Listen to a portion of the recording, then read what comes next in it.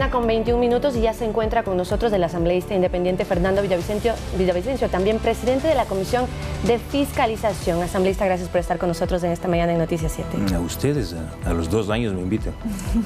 Asambleísta, conversar un poco lo que ocurrirá el día de hoy. En la Asamblea va a ser un día crucial en el proceso de juicio político, pero la primera pregunta que yo quiero hacerle es, ¿esta convocatoria que ha hecho el presidente Virgilio Sequicela va en contra del dictamen de la Corte Constitucional respecto al proceso de juicio político? No solo en contra del dictamen o de la norma, va en contra del sentido común. Y para eso no se requiere ser abogado, simplemente leer con un poco de independencia. Lo que ha hecho Virgilio Sequicela es tomar la Constitución, la Ley Orgánica de la Función Legislativa, el informe vinculante del procurador y poner en un inodoro, privilegiando sus intereses personales de continuar atornillado en la presidencia de la Asamblea Nacional sobre el supuesto apoyo o el posible apoyo de Jaime Nebot y de Rafael Correa para que continúe siendo su alfil en la presidencia de la Asamblea Nacional. Reitero, es una torpe violación de la Constitución, de la Ley Orgánica de la Función Legislativa, que establece en el artículo 91 que tiene que existir un informe motivado, uno, no otro, y el informe vinculante del Procurador General del Estado, que establece que ese informe vinculante es la base para el juicio político. La pregunta al genio de Sequicela es, ¿quién le confirió a él el poder y la facultad para decidir que el informe motivado de la Comisión de Fiscalización no tiene valor? ¿Quién? Asambleísta, yo quiero permitirme leer el respaldo, digamos, de lo que ellos tienen, del por qué se está convocando para hoy, y es del artículo 142 de la Ley Orgánica de la Función Legislativa, que dice: si en las comisiones especializadas permanentes y ocasionales no se alcanza la votación requerida en el trámite de proyectos de ley y procedimientos de fiscalización, fenecido el plazo de ley, estos pasarán a conocimiento del Pleno de la Asamblea Nacional. ¿Qué opinión entonces usted tiene respecto de este respaldo que ellos tienen para haber convocado el día de hoy? Aunque el proceso de enjuiciamiento político del presidente de la República tiene un capítulo exclusivo, ¿sí? Supongamos que ese artículo que acaba de leer usted, el 142, tuviese validez. ¿Dónde está el informe? ¿Qué es lo que está poniendo a consideración del Pleno el día de hoy? Si él acaba de decir minutos antes de invocar el 142 que no existe informe y que no hay informe válido de la Comisión de Fiscalización. Entonces, señor Sequicela, ¿qué está hablando? ¿Qué informe está poniendo hoy en conocimiento del Pleno? El informe que efectivamente no tuvo los votos suficientes en la Comisión de Fiscalización. ¿Dónde está el informe? Su pregunta es clave. Y claro, le ubica al señor Sequicela como un enorme ignorante. Él tenía que haber remitido a los 137 legisladores el informe improbado en la Comisión de Fiscalización. Pero ¿qué es lo que dice? No hay informe. Entonces, ¿por qué aplica el 142? Ni siquiera el 142 es aplicable en este caso. Vea usted. Ahora, el legislador Sequicela ayer mencionaba también que lo que ocurrirá el día de hoy es que se van a presentar mociones y de esas mociones pues se abrirá un debate. Pero en este caso, usted, de su parte, ¿presentará alguna moción respecto al conocimiento del informe motivado que fue hecho en la Comisión de Fiscalización? No puede existir mociones. Este rato, reitero, el señor Sequicela ha dinamitado el juicio político. ¿Por qué?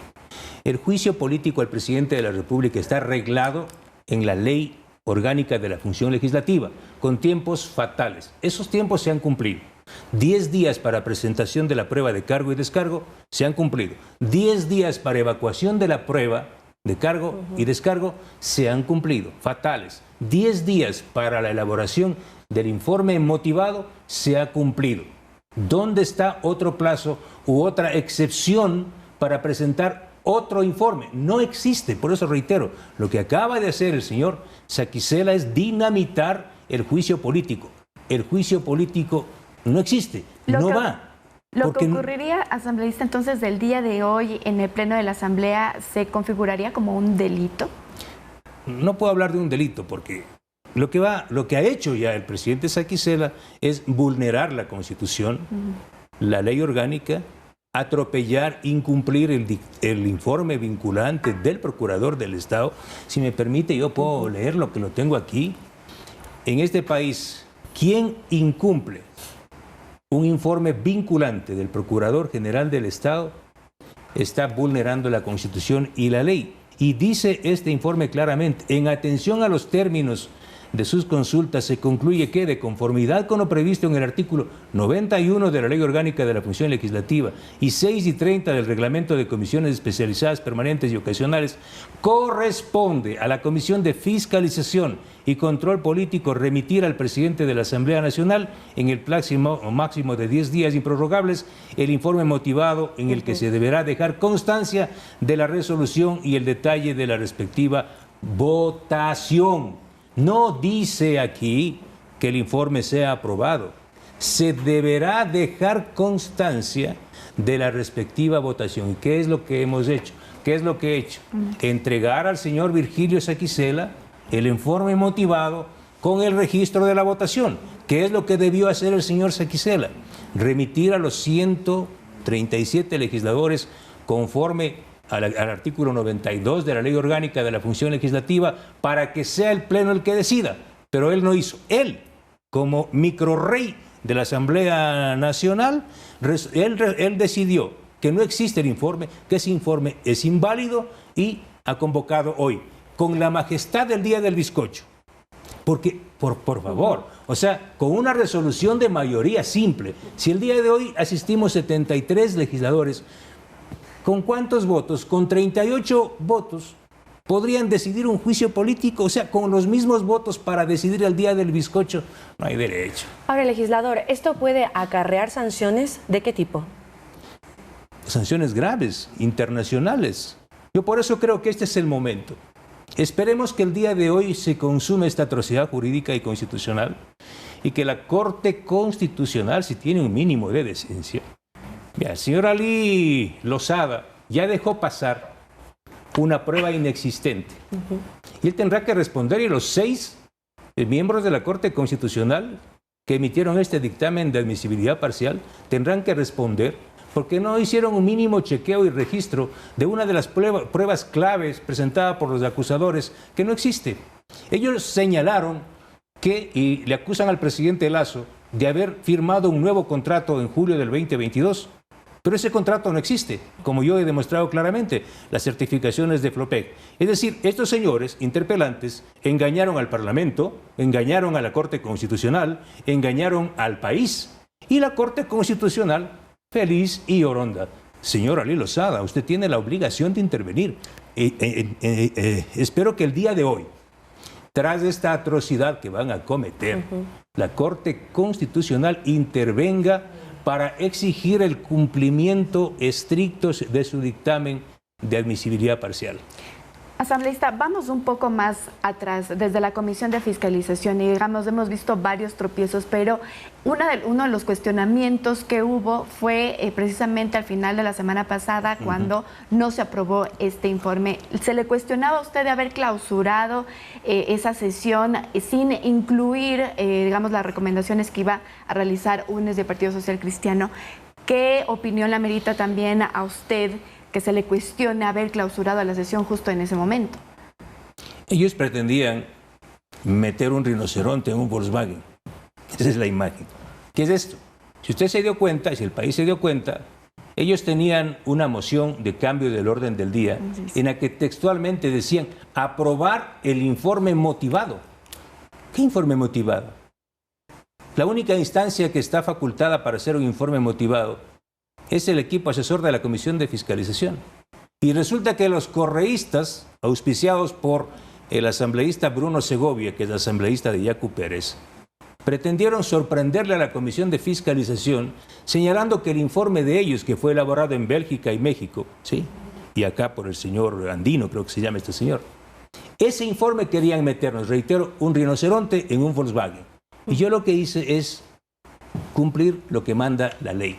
Se dio lectura al informe elaborado por el equipo técnico de la comisión, porque eso dice el informe de la Procuraduría y el artículo 30 del reglamento de las comisiones legislativas permanentes. Se dio lectura al informe durante 4 horas Y luego volvieron a intentar presentar el mismo informe de ellos, de 65 páginas, recomendando el juicio político, pero a través de ¿qué? De observaciones. Es decir, nos querían volver a meter el rinoceronte en un Volkswagen. Y yo lo que hice es cumplir la ley. ¿Qué hemos hecho? Hemos debatido el informe. Y vea usted, si usted estuvo siguiendo, si el país estuvo siguiendo la sesión, yo le pregunto al asambleísta Segovia, que es el que está lavando las prendas interiores de Rafael Correa ahora. Asambleísta Segovia, usted tiene un informe, usted tiene un documento, una prueba, usted tiene un alcance, usted tiene un aporte escrito, ¿puede pasarme para incorporarlo? No, él no tiene, porque es incapaz de escribir una línea, y lo digo con respeto. Yo puedo certificar que los 4 legisladores que presentaron aportes, Ana Belén Cordero, Marco Troya, Pedro Velasco y mi despacho. Los otros legisladores no presentaron ningún aporte cuando fueron llamados. Lo que fueron es a generar miedo y violencia en la Comisión de Fiscalización, a amenazar. No presentaron un solo aporte. El señor Muentes, peor, no les gusta escribir, odian la lectura. ¿Yo qué culpa tengo? Asambleísta, usted dijo ayer, y lo vimos en el reportaje también, sus declaraciones fueron que se está gestando un golpe de Estado. ¿Usted ratifica esto? Pero claro, hay 2 formas de sacar un presidente o un gobierno elegido, independientemente de quién sea, puede ser Pedro Piguave, ¿sí? Hay 2 formas, una a través de una rebelión, de un estallido social, como lo ha intentado el señor Issa, y entiendo que está preparando otro, y la otra es a través de este mecanismo que se llama un golpe de Estado constitucional o democrático, es decir, utilizando una figura o figuras aparentemente constitucionales, como es este juicio político. Pero finalmente lo que el país debe saber es que aquí no hay una sola prueba, una sola. No han presentado un solo indicio, el más chiquititito, de que exista un peculado. ¿Cuál es la causa para enjuiciar al presidente de la República? Seamos claros, no es que a mí no me gusta el presidente Lasso. Hagamos cuenta que es Pedro Piguave o quien sea. Ya, no me gusta, ¿por qué? Porque hay pobreza, desempleo, el país se desangra. Yo coincido con ello. Si fuese esa la causa, cuenten con mi voto. Pero este juicio político para destituir al presidente se basa en un delito de peculado. ¿Y el peculado qué es? Para que la gente entienda. Peculado es que yo como funcionario público sustraje o me apropié de recursos del Estado o permití que un tercero se apropie de recursos públicos. ¿Dónde está la prueba? Una transferencia bancaria, por lo menos un informe con responsabilidad penal de la Contraloría General del Estado no existe. Como dice un gran tuitero de este país, a usted se le acusa del asesinato de Juan Piguave. Oiga, pero si Juan Piguave está vivo, no importa, este es un juicio político. Y lo que se ha discutido durante todas estas semanas es que no se debió demostrar el peculado, tiene asidero jurídico esa justificación asambleísta de que no era, digamos, necesario que se compruebe dentro de la Asamblea Nacional el peculado, sino que sea un juicio político, como se lo denomina textualmente. Si eso dice un abogado y un constitucionalista, yo me sonrojo y me pego un tiro en ayunas. Acepto que cualquier ciudadano diga eso, pero que un constitucionalista y un abogado diga, no, reitero, a usted se le acusa de asesinar a Juan Piguave. No, es que Juan Piguave está vivo, por favor. No importa, este es un juicio político, no. Este es un juicio político que se basa en un presunto delito de peculado. Y lo que tenía que hacer la Comisión de Fiscalización solo es eso, identificar la materialidad de la prueba de los acusadores sobre el peculado. ¿Cuál es la prueba que presentó la asambleísta Veloz, la asambleísta Pazmiño, el asambleísta Fajardo, creo que es, ni siquiera sé los nombres, y el asambleísta... Es que no conozco porque son asambleístas que entran y salen. No presentaron una sola prueba. ¡Una sola prueba! ¿Cuál es la mayor prueba que dicen ahora? Y que dice un gran abogado, no quiero decir el nombre porque ha sido el abogado de Pablo Muentes.